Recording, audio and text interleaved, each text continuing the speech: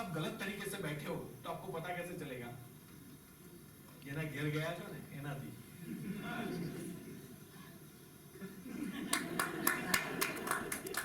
आपको पता चल जाएगा कि मैं गलत हूँ। आप तरफ तुम्हारा पग पेला रास्ता में लोन पर ना गया ने सीधा ले ले सो हम कि भी आप खोटा बैठा जा अपने, है ना? तो ये जो लोग, अगर आपका ऑब्जर्वेशन नेचर है, अगर आप चीजों को ऑब्जर्व करते हो कि लोग क्या सोचते हैं, उनके ऊपर क्या, घना लोगों तो खबर नहीं पड़ती कि पार्टी नहीं सापड़वा मांगती तो दाएं दाएं दाएं मारी पहला मशीन गन खाली થઈ જવા દે। तो ऐसे नहीं होता। आप सिचुएशन देखिए, अंडरस्टैंडिंग कीजिए, उसकी बॉडी लैंग्वेज को रीड कीजिए, और हर चीज जो आपको सिखाई जाती है ना वो सूझबूझ के साथ कीजिए, कॉमन सेंस के साथ, ऊंट वही तो नहीं, है ना? तो वो स्टोरी आपको पता होगी ना कि एक हकीम थे, कहीं दवाई करने गए अपने कंपाउंडर को लेके, साथ में असिस्टेंट को लेके, और आदमी बोला मुझे पेट में दर्द है, तो बोले तुम्हें यार आलू का सब्जी नहीं खाना चाहिए था, आलू से गैस होता ही है। बोले अच्छा, हाँ मैंने आलू तो खाया था दोपहर को। अब ये रास्ते में पूछ रहा है हकीम का असिस्टेंट, आपको कैसे पता चला कि उसने आलू खाए?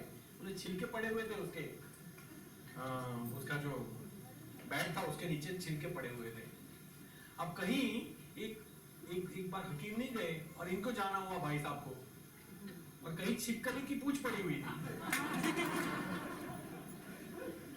कंपाउंडर नहीं, आपने छिपकली खाई है। बोले कैसे हमने खाया? हमको बोले नहीं तुम छिपकली खाई है। बोले यहाँ गिरी है मैं। इसे बोलते हैं कि कॉपी। तो कॉपी हमेशा सूझबूझ के साथ होती है ना? तो जब आपको सिखाया जाए तो सिचुएशन को अंडरस्टैंड कीजिए, सामने वाले की नीड को समझिए, उसकी बॉडी लैंग्वेज को समझिए, उसके हिसाब से आप जवाब दीजिए। आपको लगता है कि अब ज्यादा बोलने में संबंध खराब हो जाएंगे, इससे अच्छा है रिस्पेक्ट देके दोस्ती बना के छोड़ दो उसको। कोई दोस्ती रहेगी तो आज नहीं तो कल आप उसको यहाँ इस मॉल में ला सकते हो, लेकिन अगर दोस्ती नहीं रहेगी, कुछ लोग तो पता नहीं ऐसे मतलब ऐसे करके आते हैं, साहब आज एक दिन धोए ना क्यों? मेरे को तेने धोआ नहीं मोकलो बेटा, जोड़वा मोकलो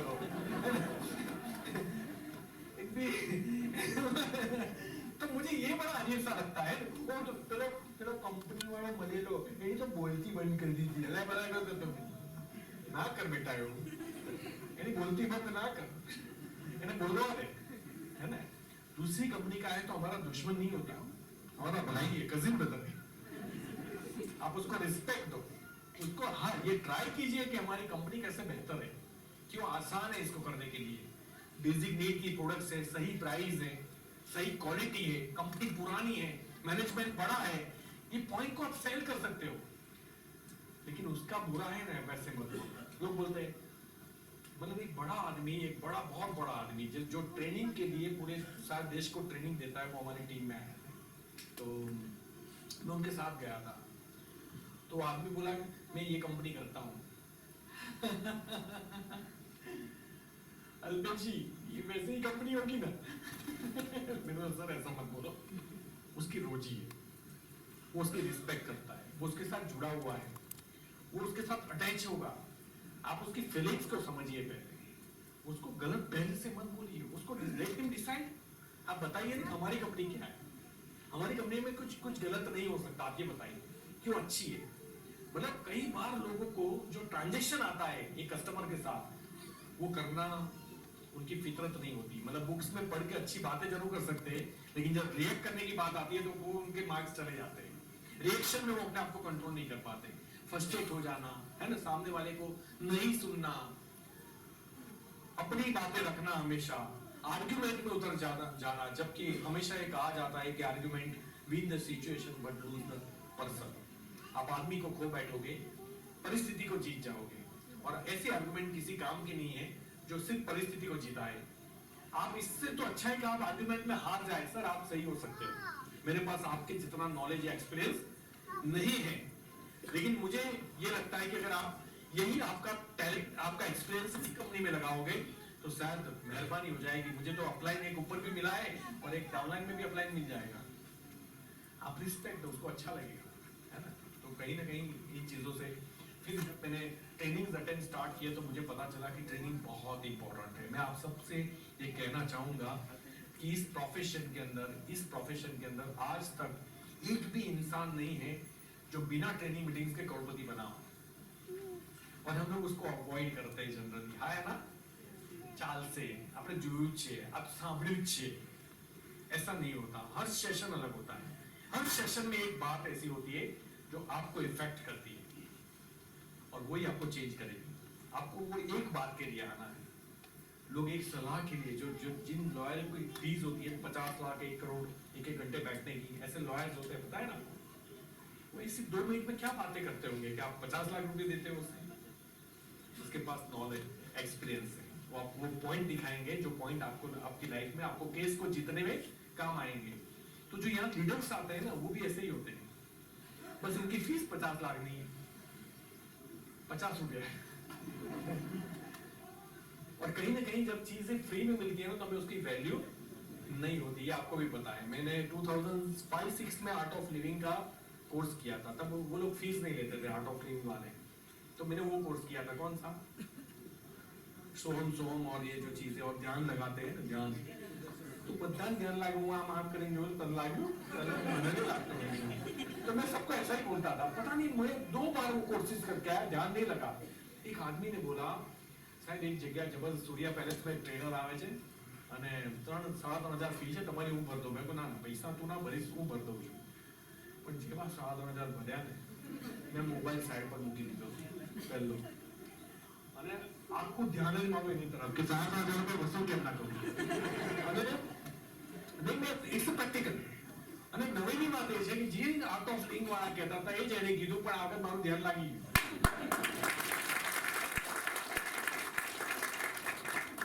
फ्री की चीज की वैल्यू नहीं होती, ये पक्की बात है। और आज आपको मोदी के क्योंकि फ्री ऑफ कॉस्ट मिला है, इसलिए आपको उसकी वैल्यू नहीं है। बहुत सारे लोगों को अगर आप पूछो ना, અહીં એવા પાર્ટીઓ બેઠી હશે 1 વર્ષ પહેલા આઈડી બનાવ્યું હશે, आज पहली बार तो मीटिंग में आया है। आप सोचिए क्यों? क्योंकि हमने इन्वेस्टमेंट नहीं किया था ना। अगर पैसे इन्वेस्ट किए होते हम कितने सीरियस होते कि ना ना अपनी 10 पेटी लागे लीजिए, अपनी 50 पेटी लागे लीजिए, कितने सीरियस होते। लेकिन यहाँ तो आधार कार्ड लागेलू है, ये भी कॉपी, ओरिजिनल तो आप्યું नहीं। हाँ ना, तो क्या फर्क पड़ता है धंधा चले। कई लोगों को मैसेजेस आते हैं तो उनको याद आता है, अच्छा वहां धंधा मत छू। मैं आपको बता दूं, आपने ये सुना कि मैंने कितना कमाया। मेरी टीम में भी 100 लोग हैं जो 1 लाख से ज्यादा महीना कमाते हैं। अगर मैं 100 करोड़ की कंपनी खोलता ना, तो इतने लोग पैदा नहीं कर सकता था एम्प्लॉय, और वो फिर भी एम्प्लॉय रहते। ये सब मालिक है। कुछ तो यहाँ बैठी है आपके सामने, अभी आएंगे मेरे बाद में, और टाइम बचा तो आएंगे।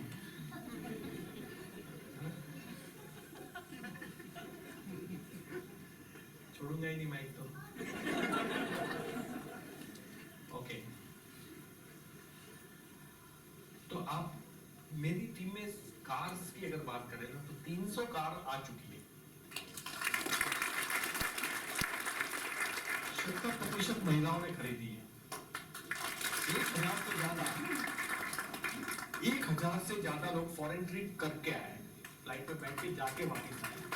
उसमें 90% 900 लोग ऐसे थे जो पहली बार फ्लाइट पे चढ़ रहे थे। कितना अच्छा था। आप कौन से महात्मा की बात कर रहे हो, कौन से एनजीओ की बात कर रहे हो, कौन सी गवर्नमेंट की सब्सिडी की या सपोर्ट की बात कर रहे हो, कौन सी skill India, startup India, digital India या वुमेन एम्पावरमेंट की बात कर रहे हो? सब एक ही मोदी केयर में ठूस के भरा हुआ है। और इसे हमने क्या बोलते हैं, सिर्फ मेरे अचीवमेंट्स नहीं है, टीम के भी अचीवमेंट है। अब इससे ऊपर की बात करूं जो आप लोगों को शायद कभी सपने में भी पता नहीं हो। जानना चाहोगे? वो ये है, मेरी और सुरेखा मैम, मैं सुरेखा मैम का अभी डायरेक्ट हूँ। बीच में एक आईडी थी, वो छोड़ के चला गया। मेरे जैसे 3-4 आदमी को रखे गए। अब 2.5 साल पहले सुरेखा मैम का कॉल आता है कि अल्पेश, ये बीच वाली आईडी है, ब्लॉक है, हम दोनों मिलके खरीद ले। मैंने बोला ठीक है मैम, खरीद लेते हैं। अब प्राइस पूछो ना। बोले मैं अभी कॉल करती हूँ मैनेजमेंट से बात करके। उनका 1 घंटे में कॉल आया, अल्पेश 7.5 करोड़ बोल रहे हैं। मैंने बोला गुजराती आदमी हूँ, ऐसी 10 आईडी बना लूंगा मैडम 7.5 करोड़ में। तो मुझे पार्टनरशिप नहीं चाहिए। तब मेरा चेक था 12 लाख रुपए, अभी 20 लाख है। एवरेज मेरा चेक मोर देन 20 लाख से लास्ट 3 महीने से, एक आईडी की बात कर रहा हूँ। तब 12 लाख था। मैंने बोला मैडम मेरी आईडी का भी कीमत निकल रही है, कितना है? हमें वर्चुअल पता तो चले कि मेरे पास कितने की एसेट्स है। तब मेरा एसेट्स निकला था 20 करोड़, आज है 40 करोड़ की ये आईडी। मैं आपको रोजी की कसम, मेरे बेटे की कसम, महाकाली जो हमारी कुल देवी है उसकी कसम खा के बोल रहा हूँ कि 40 करोड़ में भी आप मांगोगे ना तो मैं दूंगा नहीं, क्योंकि 40 करोड़ एक ही बार आएंगे। दर महीने नो तारीख मीठो लागे नहीं आवाज कि तुम्हारा खाता 20 पेटी पड़ी। कैश फ्लो बहुत इंपॉर्टेंट बात होती है, और दैट्स व्हाई मैं इसको खोना नहीं चाहता। और ये तो बढ़ता जाएगा, ये आज 20 है, कल 30 होगा, 40 होगा। मुझे चाहिए नहीं चाहिए उससे लेना देना ही नहीं है, ये अपना काम करेगा, क्योंकि आपको चाहिए नहीं इसलिए मेरा बढ़ेगा।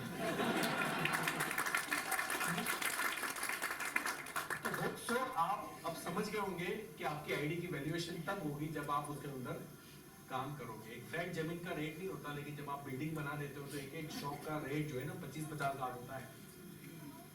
लेकिन जब शॉप बनती है तब पैसे जाते हैं, रेती, सीमेंट, कच्ची, वायरमैन, प्लम्बर, फ्लोरिंग है, सीलिंग, ये सब लगता है ना।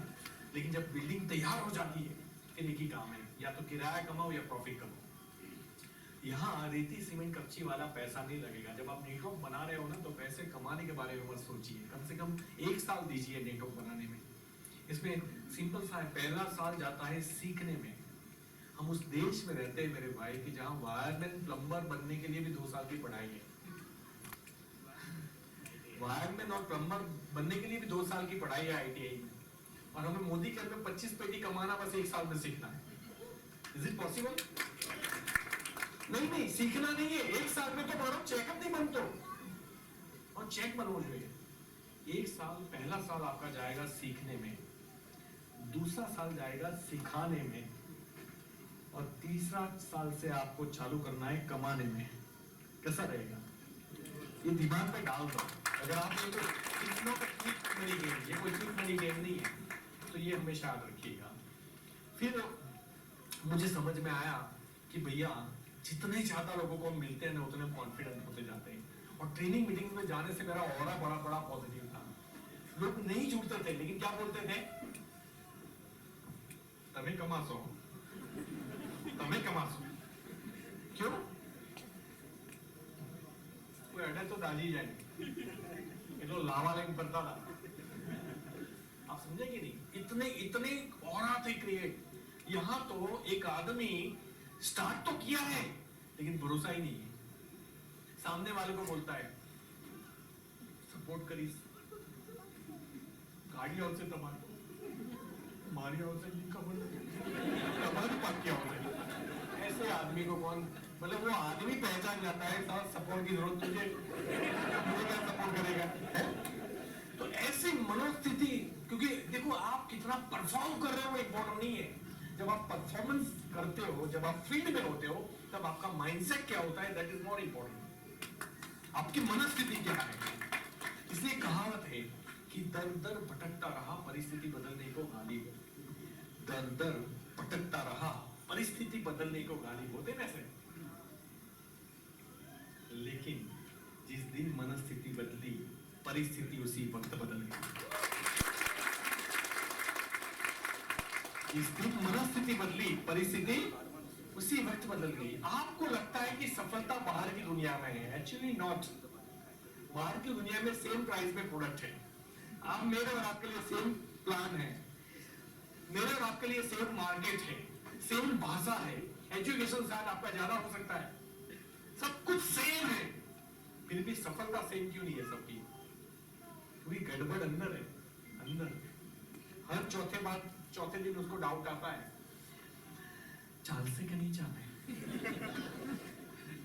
एवरी 4 डे एक सेमिनार में आता है, थोड़ी नाखो मारी नाखो भागे दुखो करी नाखो ने जेव बाजार में 4-5 डंडा पड़े लेकिन लागતું નથી થશે પાછું કે મારી ડેમો કિટ તો એકદમ ચોખ્ખી, તે તું કાળું ને ચોખ્ખી જોઈ ને.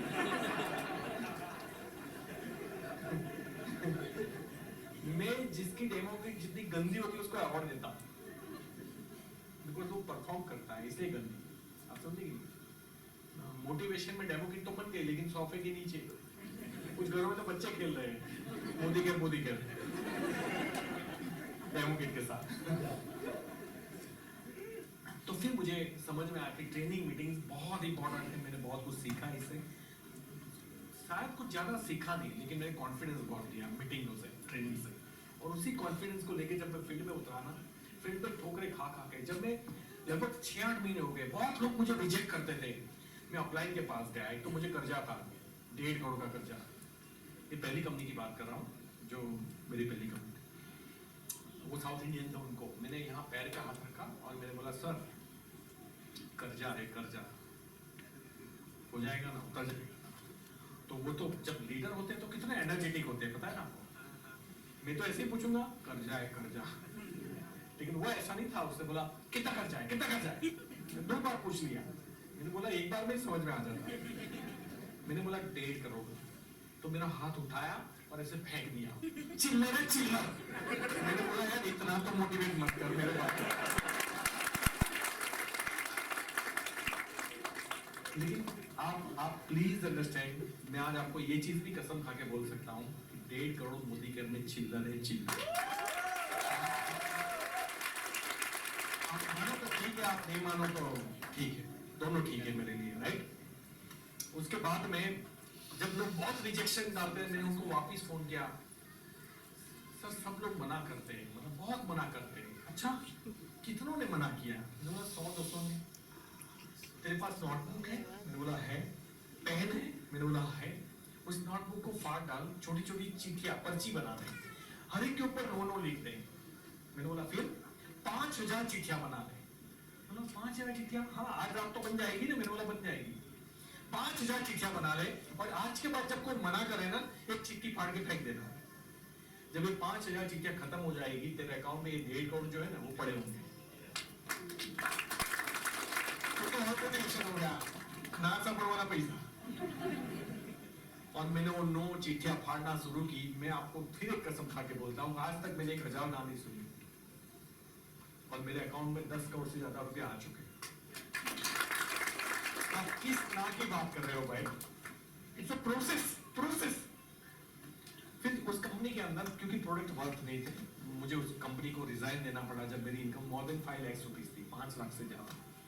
मेरे घर वालों ने, मेरी टीम ने, ये विजय भैया भी साथ में थे, लामोरे साथ भी साथ में थे उस कंपनी में. और सब लोग मुझे मूर्ख बोल रहे थे कि इतनी बड़ी टीम छोड़ के आप कहाँ जा रहे हो. मैंने बोला नहीं यार, मैं स्टेज से झूठ नहीं बोल सकता. और जिस कंपनी के ऊपर मुझे भरोसा ना रहा हो, उसका भरोसा मैं यहाँ जाके तो दे ही नहीं सकता. तो बोला क्या करेगा? मैंने बोला कुछ भी कर लूंगा, नेटवर्क मार्केटिंग नहीं करूंगा. तो अपने तो फिर इनकम आई थी वहां से 1.5 करोड़ रुपया. तो 75-80 लाख तो कर्जे में चुका दिए थे. तो केसेस बेसिस सब ठंडा पड़ा हुआ था. तो मैंने सोचा दोस्तों से फिर पैसे लिए 20-25 लाख और कोरिया से एक कंटेनर मंगवाया मैंने, आरो वाटर प्यूरिफायर और इंडक्शन स्टोव का. कस्टम वालों ने रोक दिया. कस्टम ने रोका. फिर जब गुजरात में आया तो वेट ने रेड मार दी. वैल्यू एडेड टैक्स था तब 2013 में. वेट वालों ने रेड मारी. उसके बाद में उधारी स्टार्ट हुई. फिर आदमी अच्छे मिलना नहीं मिलना, फिर माल है तो कस्टमर नहीं, और कस्टमर है तो माल नहीं है. मैंने बोला आना करता तो मैं मेंबर बनाऊं. मैं फिर घूम के ये सोच पे आ गया कि अब अगर मुझे करियर बनाना है तो मुझे डायरेक्ट सेलिंग ही करना है. तो मैंने एक बार जॉब की लाइफ में 2 बार ट्रेडिशनल बिजनेस किए और 2 बार नेटवर्क मार्केटिंग किया. और जब मैंने मोदी केयर को चुना, ये आपसे इसलिए शेयर कर रहा हूं बिकॉज आपने 1.5 करोड़ तो नहीं कमाए होंगे नेटवर्क मार्केटिंग में. मैंने 1.5 करोड़ कमाने के बाद कंपनी चुनी है, तो मैं गलती नहीं कर सकता. इन टर्म्स ऑफ आप एजुकेशन बात करें तो भले ही मैं ग्रेजुएट नहीं हूं, लेकिन डायरेक्ट सेलिंग में तो मैं ग्रेजुएट हूं. मैं बकायदा बैंगलोर, चेन्नई, बॉम्बे, दिल्ली अपनी टीम 4-5 लोगों को लेके उड़ना चालू किया कंपनी ढूंढने के लिए. और मेरा सिर्फ फ्लाइट का खर्चा 4.5 लाख रुपया हुआ. 4,50,000 फ्लाइट की टिकट. और क्योंकि मेरा नाम अच्छा था लीडरशिप में, तो होटल बोटल तो वो लोग दे देते थे, खाना वाना खिला देते थे। और फिर मैंने कंपनी चूज की। दिल्ली में जाके मैंने फॉर्म भरा है, मेरे घर आके किसी ने डेमो नहीं दिखाया। मैंने दिल्ली में जाके फॉर्म भरा है मोदी केयर का, मैं सामने से जुड़ा हूँ, कंपनी में गया था मैं। तो आप सोचिए, अब क्या आपको कुछ देखने की जरूरत है? Not at all. और फिर भी कोई आता है, आमा जल्दी पैसा आ रहा, तो अपना रुक करता पाजू, और तो थोड़ी देर पहले आमा इतनी जल्दी तो क्या क्या करते हो आप लोग यार? ये करियर का सवाल है, ये हमारे बच्चों का भविष्य का सवाल है। एक सही कंपनी पकड़ के फिर आप खोदना चालू किए, और हमें ना आपके साथ, आप अकेले कहां हो? अगर मैं आज आपके साथ नहीं होता तो क्या आपकी टीम से बात करने में यहाँ थोड़ी आया होता? मैं आया हूं, दैट मीन्स आप अंडरस्टैंड कीजिए मैं आपके साथ हूं, और हम हैं, जब तक जान है हम आपके साथ हैं। प्रार्थना कर जो जीवता रही, ये तो नहीं मिले बची आज सर्विस। तो भगवान अगर एक नाम ऐड कर दे जो परिवार नहीं जोड़ेगा, आने राखજો भाई, આપણે કરોડપતિ બનવાનું છે, બસ આપણે દુઆઓ કમાવાના રસ્તા શોધી લી, બ્લેકમેલ કરી। तो एनीवे, फिर मैंने मोदी केयर को चुना, और बाय ग्रेस ऑफ गॉड वो जो टीम थी सारी, ये सब लोग, वो पहले दिन से मेरे साथ आ गए। मेरा पहला चेक था 1,45,000।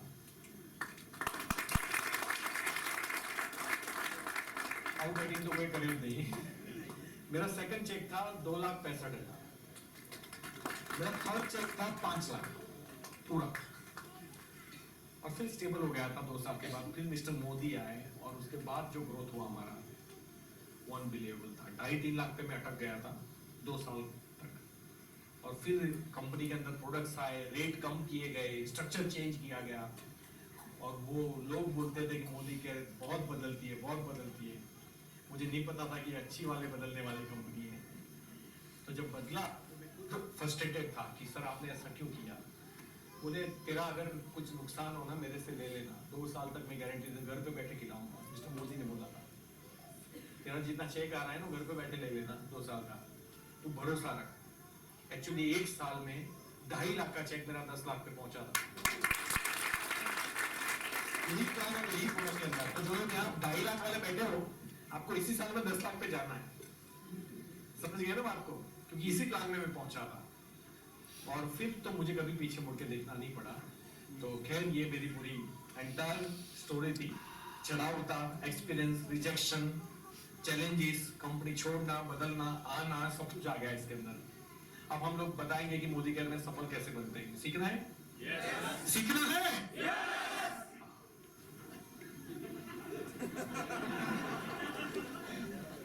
नहीं मिला है। Thank you. तो मैंने सबसे पहले आपको बोला था कि हर चीज में वाई बहुत इंपॉर्टेंट होता है। मैं आपको बोलूं कि ये ग्लास तोड़ दो तो कोई तोड़ेगा? ये दरवाजा तोड़ दो, कोई तोड़ेगा? देखो कोई नहीं तोड़ रहा है। अल्पेश गजर बोले तो भी नहीं तोड़ेगा। लेकिन हमें पता चले कि इसके पीछे हमारा बच्चा है और आग लगी है, उसको वाई बोलते हैं। वाई क्लियर होगा? अब मुझे आपको ये नहीं बताना पड़ेगा कैसे तोड़ना है।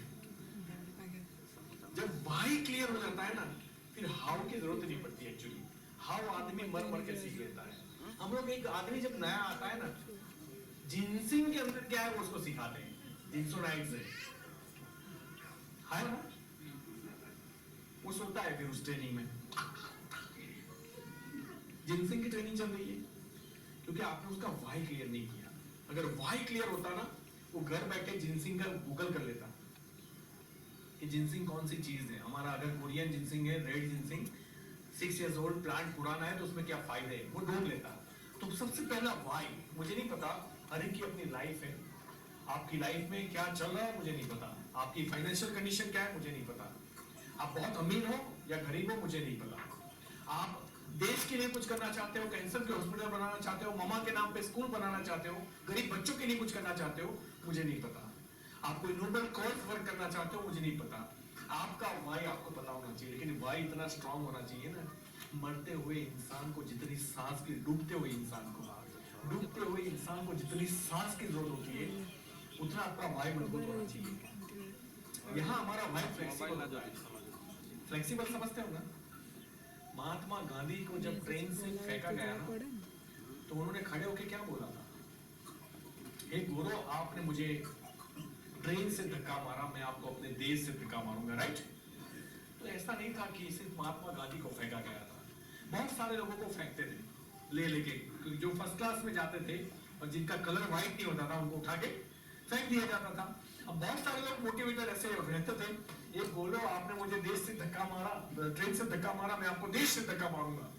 और जैसे ही पुलिस के दो डंडे पड़ते थे, बोले अपने को आजादी नहीं चाहिए, नहीं चाहिए। तो ये होती फ्लेक्सिबिलिटी। तो ऐसी फ्लेक्सिबिलिटी के साथ अगर आप भाई लेके आए हो तो ये आपका भाई लंबा चलेगा नहीं। देखो, किराए के मकान में रहना बुरी बात नहीं है, लेकिन खुद के मकान के बारे में नहीं सोचना बुरी बात है।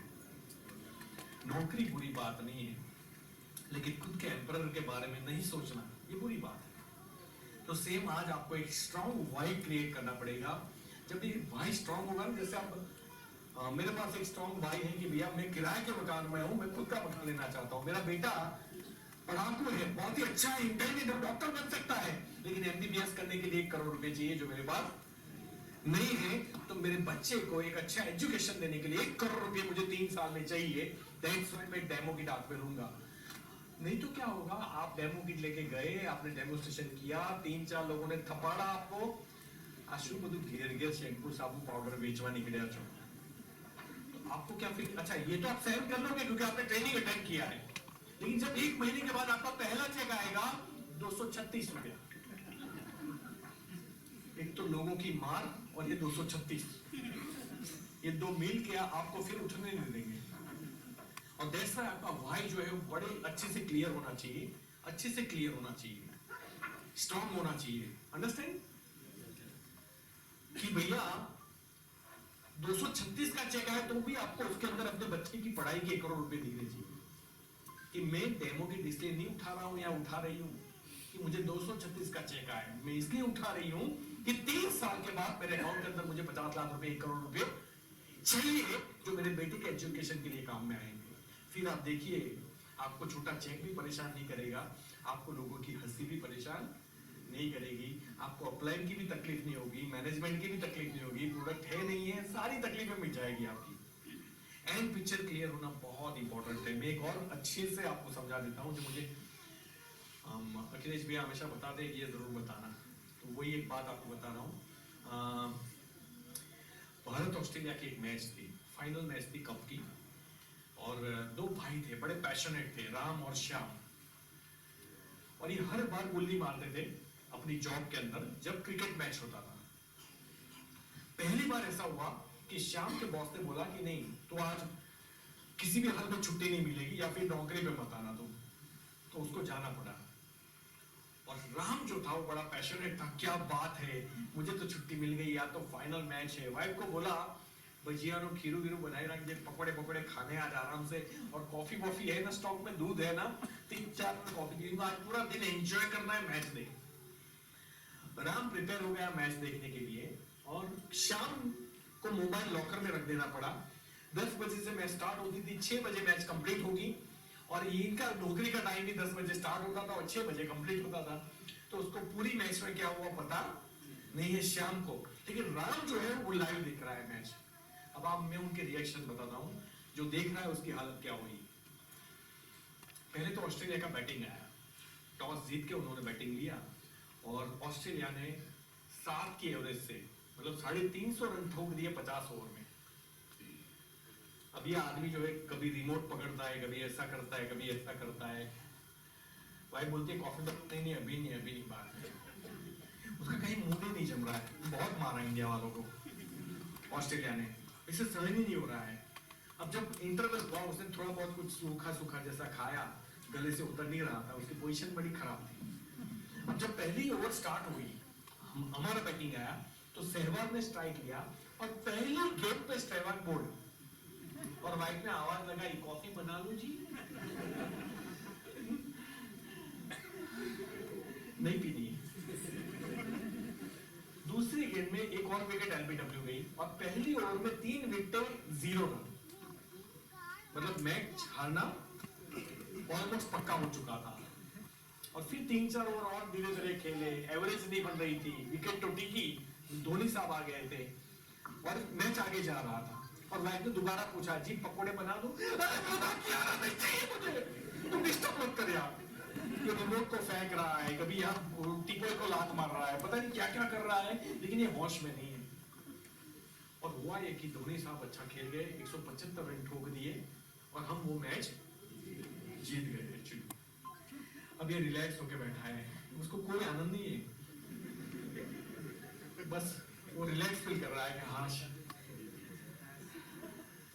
अब वो जो भाई श्याम, उसका तो मोबाइल बंद है, उसने 6 बजे बाहर आके पहले फोन ऑन किया और राम को फोन लगाया, भैया क्या हुआ? बोला जीत गए। यस! श्याम का रिएक्शन देखना। श्याम ने फोन किया अपनी वाइफ को, खीरा बीरा तैयार है, कॉफी तैयार है, हाईलाइट आने वाली है, मैं आ रहा हूं, रखो सब। अबे सेम मैच कौन देख रहा है? श्याम देख रहा है। अब 350 रन ठोक दिए, बार बार पकड़े बनाओ और काफी इंटरेस्टिंग मैच है। 350 रन ठोकने के बाद ये हंस रहा है। अब पहली गेम में सहवाग, दूसरी गेम में एक और एलबीडब्ल्यू द्रविड़, अरे यार काफी बनाओ, थोड़ी कड़क बनाओ यार, काफी इंटरेस्टिंग मैच है यार। अब ये फिर कॉफी पी रहा है और फिर सारे मैच जीत गए, उसने पूरी मैच एंजॉय किया। जब एक ही मैच थी तो दोनों के रिएक्शन अलग क्यों थे? एक को एंड पिक्चर पता था और मोदी कर में जिसको एंड पिक्चर पता होता है तो वो ऐसे ही खेलता है।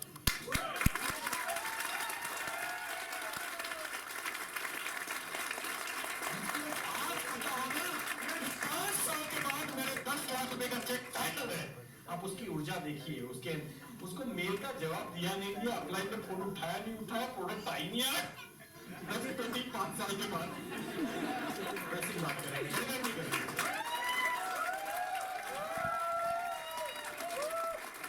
हम सबकी एक ही तकलीफ है, द वन एंड ओनली, कि हमारा एंड पिक्चर क्लियर नहीं है। अंडरस्टैंड? हम फील नहीं कर पा रहे कि एग्जैक्टली हमारे साथ क्या होने वाला है 5 साल के बाद, क्योंकि हमारा खुद का भविष्य अब नहीं पता कि हम 5 साल रहेंगे कि नहीं मोदी घर में। आज से डिसाइडेड है ना। इतनी बड़ी ट्रेनिंग अटेंड करने के बाद भी बाहर जाके क्या बोलते पता है? सर सर तो ट्राई करिए। तो ट्राई क्यों करेगा भाई? देखो, या तो तू करेगा या तो नहीं करेगा, ट्राई मत करना, है ना। कभी आपने किसी डॉक्टर के मुंह से ये सुना है कि भैया आपकी वाइफ 99% प्रेग्नेंट है, या तो प्रेग्नेंट होगी या तो नहीं होगी, तो या तो आप करोगे या तो नहीं करोगे, आप 99% नहीं हो सकते। और दूसरी बात, हो सकता है कि आप पेट्रोल पंप खोलो, शोरूम खोलो, तो वहां आप जीतो ना जीतो वो आप डिसाइड कर सकते हो, लक के ऊपर, मार्केट के ऊपर, कंपटीशन के ऊपर, बहुत सारी चीजें निर्भर करती है, आपके टैलेंट के ऊपर, आपके नेचर के ऊपर। लेकिन ये डायरेक्ट सेलिंग है बापू, यहाँ हम सब मिलके करते हैं, आप अकेले नहीं हो। और मेरी कमियां, मेरी डाउनलाइंस के अंदर खूबियां होती है। मैं पढ़ा लिखा नहीं हूं, लेकिन मैं आपको बता दूं मेरे सारे फ्रंट वाले बीई, एमबीए और डॉक्टर हैं।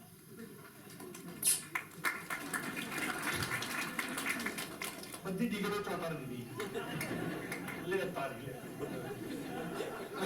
डेकोरेट, उनकी आईडी डेकोरेटेड है, सारे सर्टिफिकेट्स हैं।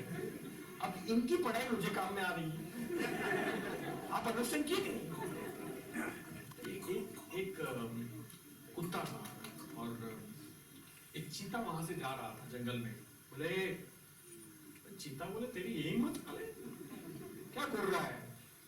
चीता बोले यार सोच रहा हूँ कि साला तुझे मार के खाऊं।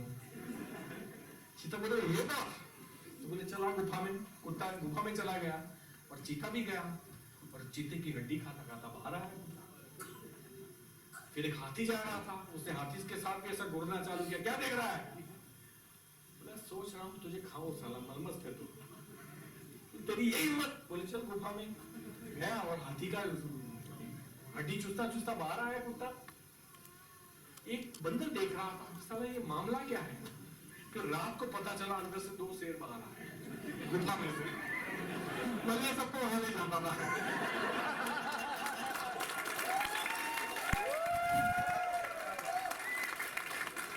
तो डायरेक्ट सेलिंग में एक फायदा है,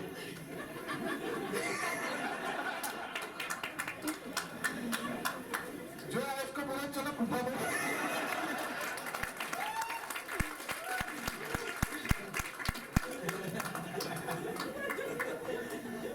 जो बाकी की दुनिया की किसी भी लाइन में ये पॉसिबल नहीं है, ये अंडरस्टैंड कीजिए। अब उसके बाद वाई क्लियर हो गया, आप लोग क्यों मोदी केयर करने वाले हो, एंड पिक्चर क्लियर हो गया। आपको जो चाहिए वो डेफिनेटली 100% आपको मिलने वाला है। अगर ये महसूस नहीं कर सकते तो प्लीज फील्ड में मत निकलना, और महसूस हो जाए तो फिर फील्ड में निकलना, राइट। उसके बाद में पहला काम आपका क्या होना चाहिए, प्रोडक्ट यूज करना। दुख की बात है, जब तक आप यूज नहीं करते आप कैसे इस क्वालिटी को एक्सप्रेस कर पाओगे, है ना। मुझे बड़ी तकलीफ होती है सर, वो मार्केट का डब्बा है बॉर्नविटा या जो भी, वो डब्बा इतने का और हमारा डब्बा इतने का क्यों।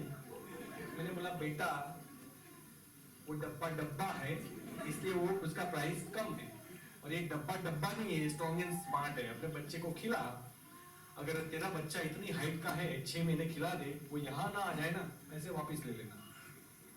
इतना पावरफुल प्रोडक्ट है। तो जब तक आप खुद यूज नहीं करते तो आपको हर डब्बे में लगेंगे। किसी ने भूसा भर के दे दिया खारी सिंह का, आप उसको प्रोटीन बोल के बेचोगे 200 रुपए में, वो 200 का होगा, फिर हमारा 400 वाला उसको राज नहीं आएगा, क्योंकि हमारे अंदर मिनरल्स है, विटामिन है ना, मतलब बहुत सारी चीजें हैं जो गाय का हम क्या बोलते हैं, जो कोलेस्ट्रॉल है, बड़ी कोलेस्ट्रॉल है, हर चीज है जो उसके इम्यून पावर में, उसके ग्रोथ में, उसके दिमाग में, हर चीज में इफेक्ट करता है। आप कैसे कंपेयर कर सकते हो बॉर्नविटा के साथ।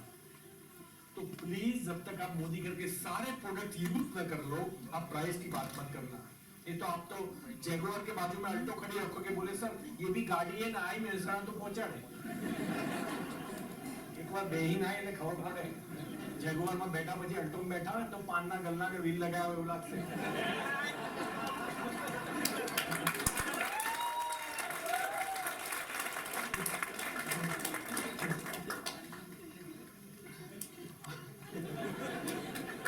निकली है मैं मोने कमर लगा के नहीं निकली।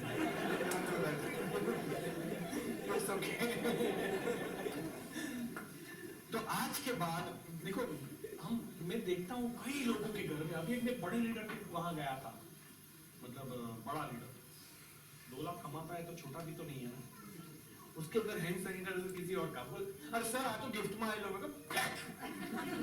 गिफ्ट में आए तो काम वाले ना आप तू शो करे तो ये तू साला मोदी, मतलब आप खुद कन्विंस नहीं हो अपने प्रोडक्ट से, आप कमिटेड नहीं हो अपने प्रोडक्ट से, और आप बोलते हो कि चलेगा, कैसे चलेगा भैया। फिर ऑरा क्रिएट नहीं होगा, फिर सच्चाई क्रिएट नहीं होगी। आज मेरी बॉडी लैंग्वेज आपसे ज्यादा बात करती है, मैं नहीं, मेरे शब्द कम बोलते हैं और मेरा कॉन्फिडेंस ज्यादा बोलता है। उसका रीजन क्या है, मैं आत्मसात होकर बात कर रहा हूं, झूठापन नहीं है मेरे अंदर। अगर कहीं भी मैं चोरी करता ना तो ये परफॉर्मेंस नहीं आता कभी, और दैट्स व्हाई मैं कमिटेड रहता हूं। मैं 5 स्टार होटल में भी जाता हूं तो प्रोडक्ट तो मोदी कहती है, उसकी सारी गिरा देता हूं, फिर मोदी करके रख देता हूं। मैं उसको देखूं नहीं तो मुझे चैन नहीं आता, तुझे न देखूं तो चैन। तो वो वाली बात है। तो ये कमिटमेंट बहुत इंपॉर्टेंट है। एक आदमी था, लस्सी की दुकान गया और बड़ी घटिया लस्सी थी, तो उसने ग्लास तोड़ दिया, गाली गलौज करने लगा। वो बच्चा बोलता है सर सेठ मने शू गाड़ो बोलो છો सेठ ने को कई गयो तारो सेठ કે બાજુ दुकान में लस्सी पीवा गयो। तो हमारे कुछ डिओटर मोदी के ऐसे होते हैं, है ना, मतलब कि जो मोदी के लिपस्टिक बहुत जोरदार है, देवी रिंग अंदर की काढूं, ऐसा नहीं। प्लीज अगर आप अमित बनना चाहते हैं, सफल बनना चाहते हो ना, आप अपनी टीम को सफल बनाना चाहते हो ना, आप डिओटेड हो ना, आपको लगता है ना कि आपका एंड पिक्चर क्लियर है, तो फिर 200-500 रुपए का हिसाब मत करो प्लीज। आप करोड़पति हो कल के, तो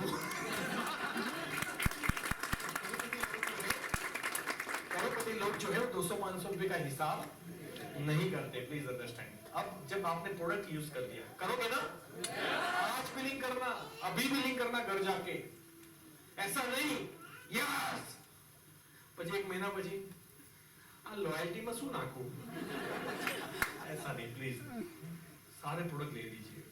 दूसरा काम है थोड़े बहुत प्रोडक्ट, अगर आप सीरियस हो इस बिजनेस को लेके, आपके पास स्टॉक होना चाहिए।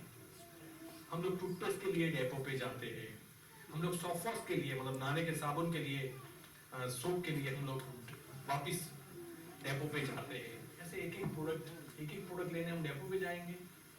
ऑटो रिक्शा जो चलाता है ना, महीने के 25,000 भी मुश्किल से कमाता है, उतना भी नहीं कमाता वो 2.5 लाख की ऑटो लेता है।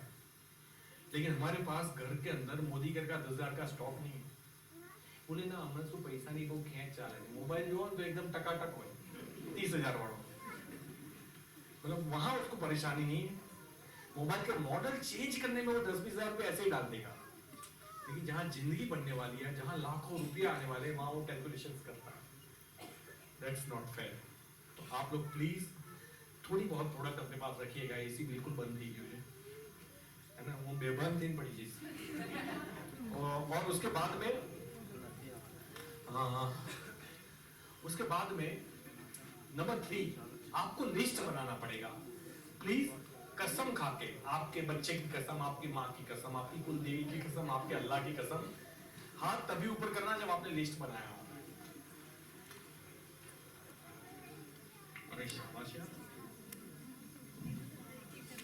मतलब 10% लोग भी नहीं है जेन्युइनली जिन्होंने लिस्ट बनाया हो। आप सोचिए, आपने सीजी रोड के ऊपर एक शोरूम खरीदा, तकरीबन 3 करोड़ का दुकान शॉप खरीदी आपने अंदर सारे कपड़े वपड़े सब कुछ, फर्नीचर बनवा दिया, इंटीरियर बनवा दिया, लाइटिंग कलर सब हो गया, आदमी इंटरव्यू देके हायर कर दिए, उनको भी दुकान में बिठा दिया, स्टॉक भी आ गया, और शटर जो था शटर वो ओपन नहीं किया, और शाम हो गई एक भी कस्टमर नहीं आया, और आप बाहर खड़े हो शटर के, तो हम मूर्ख कहलाएंगे कि नहीं? इतने बड़े करोड़ों के धंधे के अंदर अगर आज आपने लिस्ट नहीं बनाया है तो बात ही खत्म हो गई। आपने शटर ही ओपन नहीं किया करोड़ों के शोरूम का। तो प्लीज वेट मत कीजिए। आज भले रात को 12 बज जाए, 1 बज जाए, 2 बज जाए, 4 बज जाए, हाथ में पानी छाट के 2 चाय पी के भी लिस्ट बनाना पड़ेगा। और ये जो लिस्ट है ना, उसको चीते की तरह आपको धराप मारनी पड़ेगी, क्योंकि लिस्ट में, अच्छा, लिस्ट बनाते वक्त ये कभी नहीं सोचना कि ये करेगा, ये नहीं करेगा, इसको जरूरत है। अन्नदाता ये सोचता है कि किसको जरूरत है, किसको जरूरत नहीं है। लेकिन डिसाइड, आज के बाद एक ही ध्यान रखना, आपको लिस्ट बनाने में आसानी रहेगी। जो ब्रश नहीं करता उसका नाम मत लिखना। अब आसानी होगी। तो जो ब्रश करता है वो हमारे काम का एक टूथपेस्ट तो खरीदेगा ना, वो तो अच्छी है ना, हमारी प्राइस भी सही है ना, 40 रुपया 60 रुपया, तो वो खरीदेगा। जो भी ब्रश करता है, वो चार्टर्ड अकाउंटेंट है, डॉक्टर है, उससे कोई लेने देना नहीं। वो ब्रश करता है, उनका नाम लिख दीजिए, है ना, डॉक्टर साहब है या चार्टर्ड अकाउंटेंट साहब है, जज साहब है, या पुलिस इंस्पेक्टर साहब है, आप कोई भी हो, उससे कोई फर्क नहीं पड़ता। लिस्ट ईमानदारी के साथ बनाइए और इमीडिएट कॉल करके उनके अपॉइंटमेंट सेट कीजिए। इमीडिएट का मतलब इमीडिएट होता है। आपके पास जितना भी टाइम, जो लोग बोलते हैं मेरे पास टाइम नहीं है, एक खोखली बहानेबाजी है। मुकेश अंबानी 50 धंधे करते, पता है ना आपको, 50। अगर उनको पता चले एक और धंधे में पैसा है, वो क्या बोलेगा? यही बोलेगा ना, हम तो मुकेश अंबानी के पिता है। एक धंधे में, फिर उसके बाद हमारे पास टाइम नहीं है। एक नौकरी के बाद टाइम नहीं है, और नौकरी के बाद ये इतना टायर्ड हो जाता है, बोले नहीं, अपने आप को स्ट्रेच नहीं कर पाऊंगा मैं। आपको नहीं पता क्या हालत है। तो नवरात्रा में શું થાય છે રાતના? 9 જણા धुआं कॉर्पोरेट की जॉब, घर पे आने के बाद खाना, फिर फ्रेश होके जाना। हम पहली गई थी, छिल्ली आई। ये स्टेमिना कहां से आता है? जिस चीज को हम शिद्दत से चाहते हैं ना, वहां फिर थकान नहीं लगती। एक एमबीए फ्रेशर बच्चा होता है ना, अभी अभी नौकरी पे लगा है, और कॉर्पोरेट में बड़ा प्रेशर होता है, और जैसे ही घर आता है बैग फेंक के ऐसे लेट जाता है सोफे पे। मम्मा बोलती है बेटा दूध खत्म हो गया, प्लीज लेके आएगा। Sorry mamma, I am so tired, तुझे नहीं पता है कंफर्टेबल क्या करते हैं। और उतने में पैसे में आता है उसको व्हाट्सएप पे, सीजी रोड पे खड़ी हूँ, जो दूध लेने नहीं जा रहा था ना, वो यमदूत की तरफ पहुंच जाएगा। और जो रास्ता 30 मिनट का है वो 20 मिनट में तय करेगा हिरण्यकश्यप। तो ये एनर्जी कहां से आती है मुझे बताइए। मतलब थकान कभी शरीर से नहीं लगती, थकान दिमाग से लगती है, दिमाग से। तो यहां से थकना बंद करो, अपने बॉडी को स्ट्रेच करो। टीवी देखना बंद करो, जो टीवी में आते हैं ना वो टीवी नहीं देखते, और जो टीवी देखते हैं ना वो टीवी में कभी नहीं आते। बंद करो यार, चैनल पे ना काट दो सारे। कोरोना जाने दो, हमें कोई डिजिट आंकड़े चाहिए। आंकड़े लेने से कोरोना थोड़ी आपका बच जाओगे, वो तो मास्क पहनने से बचोगे। वो 1 लाख होते हैं या 1000 होते हैं, इससे आपको कोई लेना देना नहीं। आप मास्क पहन कर रखिए, बस बात खत्म है ना। तो आप हमारी न्यूज नेगेटिव, हमारी सीरियस नेगेटिव, हर चीज सावधान इंडिया। मतलब एक बार आदमी बैठ गया उठेगा नहीं वहां से। लेकिन दिमाग इतना गंदा हो जाता है, अगर वाइफ या हस्बैंड घर में एंटर होते हैं, ऊपर से नीचे देखते हैं क्या करके आए होंगे, इतनी तो गंदगी फैला देता है। और ये आदमी कूड़ा लेके कहां से लीडरशिप करेगा, कूड़ा लेके कहां से वो बड़ा आदमी बनेगा, जब उसने फीडिंग ही वो किया है, जमीन के अंदर बीज ऐसे बोए जो ग्रोथ की तरफ नहीं है, जो डिसग्रोथ की तरफ है, नेगेटिव की तरफ है।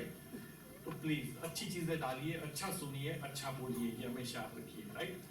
उसके बाद में इमीडिएट कॉल कीजिए, अपॉइंटमेंट लीजिए। अपॉइंटमेंट में हमेशा केयर कीजिए कि ऐसे कोई वाक्य मत बोलिए जिस पर डायरेक्ट सेलिंग झलकता हो। जबरदस्त धंधो છે, जबरदस्त प्रोडक्ट છે, તું જોઈશ તો તું લઈ લઈશ, પેલી બચારી કે જોર તો લઉં, જોઈશ જ नहीं जा। फिर यही लोग कंप्लेन करते हैं कि जब से मोदी का चालू किया लोग